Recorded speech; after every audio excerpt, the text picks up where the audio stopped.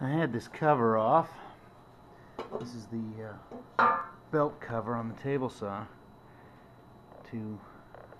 for an unrelated project. I'll see if I can get a little more height out of the machine. And I found out that this SOB has been loose on the shaft for a very long time. So, let that be a lesson to you.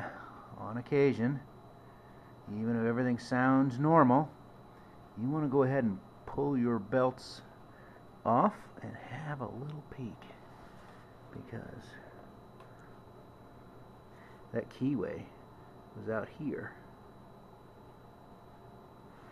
and the end of it's all goobered from spinning against the shroud. So